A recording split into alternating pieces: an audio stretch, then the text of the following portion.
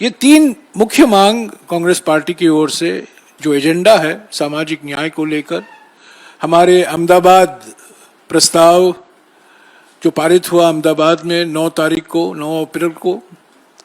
पहली मांग थी जाति जनगणना। दूसरी मांग थी कि जो 50% सीलिंग लगाया गया है आरक्षण को लेकर अनुसूचित जाति, अनुसूचित जनजाति और ओबीसी वर्गों के लिए, उसको हटाने की मांग थी संविधान संशोधन के द्वारा। और तीसरी मांग थी जो राहुल जी ने कल उसका जिक्र किया, जो अनुच्छेद 15(5) है हमारे संविधान में, अनुच्छेद 15(5) जो 2006 में शामिल किया गया था, उसको पूरी तरीके से लागू करने की मांग थी और उस पर मैं और जानकारी आपको दूंगा। तो ये तीन मांगे हैं।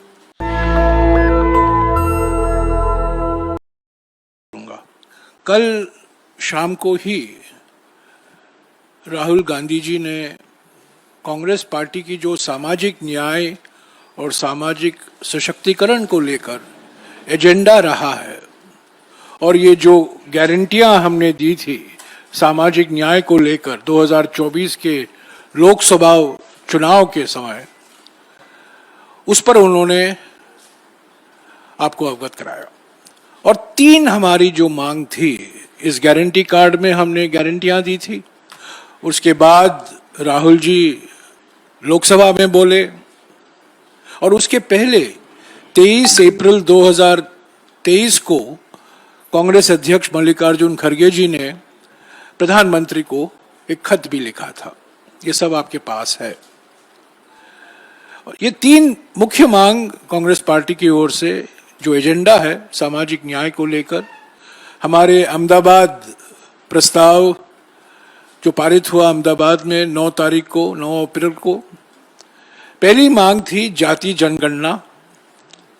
दूसरी मांग थी कि जो 50% सीलिंग लगाया गया है आरक्षण को लेकर अनुसूचित जाति, अनुसूचित जनजाति और ओबीसी वर्गों के लिए, उसको हटाने की मांग थी संविधान संशोधन के द्वारा। और तीसरी मांग थी जो राहुल जी ने कल उसका जिक्र किया, जो अनुच्छेद 15(5) है हमारे संविधान में, अनुच्छेद 15(5) जो 2006 में शामिल किया गया था, उसको पूरी तरीके से लागू करने की मांग थी और उस पर मैं और जानकारी आपको दूंगा। तो ये तीन मांगे हैं।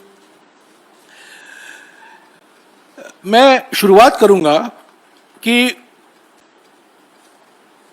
24 दिसंबर 2019 को मैं क्रोनोलॉजी दूंगा और क्रोनोलॉजी समझने की जरूरत है। 24 दिसंबर 2019 को प्रधानमंत्री ने कैबिनेट बैठक की अध्यक्षता की और उस बैठक के बाद एक प्रेस नोट निकाला गया। इसकी कॉपी मैं आपको दे दूंगा, पर यह पीआईबी के वेबसाइट पर आपको मिल जाएगा आसानी से।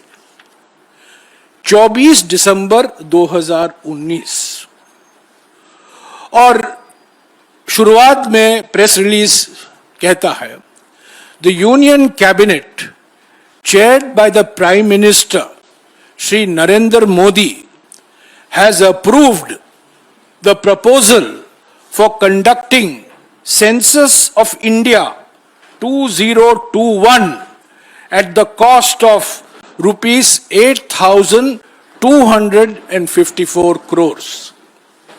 24 दिसंबर 2019 को कैबिनेट की बैठक होती है और घोषणा किया जाता है कि 2021 में जो जनगणना ड्यू है, हर 10 साल जो जनगणना कराया जाता है, 51 में हुआ, 81 में हुआ, 71 में हुआ, 81 में हुआ, 91 में हुआ, 2001 में हुआ, 2011 में हुआ और 2021 की जनगणना के बारे में 24 दिसंबर 2019 को निर्णय लिया जाता है और कहा जाता है कि इस पर 8,254 करोड़ रुपया खर्च होगा।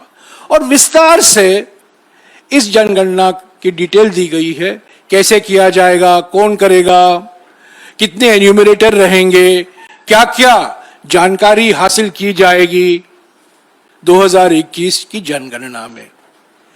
इस प्रेस रिलीज में जाति शब्द शामिल नहीं है। ये 3 चीज शामिल है: हाउस लिस्टिंग यानी कि घर लिस्टिंग, हाउसिंग सेंसस यानी कि कितने घर हैं, कितने लोग रहते हैं, कौन कौन रहते हैं, और पॉपुलेशन एन्यूमरेशन यानी कि जनसंख्या कितनी है। यही 3 बातों का जिक्र किया गया है। ये कांग्रेस पार्टी का कोई दस्तावेज नहीं है, ये पीआईबी का प्रेस रिलीज है 24 दिसंबर 2019 का, 6 साल पहले।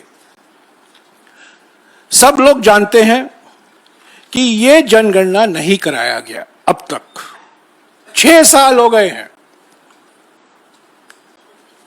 और अचानक अप्रत्याशित तरीके से कल सरकार की ओर से घोषणा हुई कि अगले जनगणना में जाति भी शामिल होगा। नेशनल दस्तक की आपसे गुजारिश है कि अगर इसको बचाना चाहते हैं तो नेशनल दस्तक को सब्सक्राइब करने के लिए रेड कलर के सब्सक्राइब बटन को दबाएं, फिर बेल आइकन की घंटी दबाएं। नेशनल दस्तक को बचाने के लिए बहुत जरूरी है कि हर खबर को शेयर करें, लाइक करें, कमेंट जरूर करें।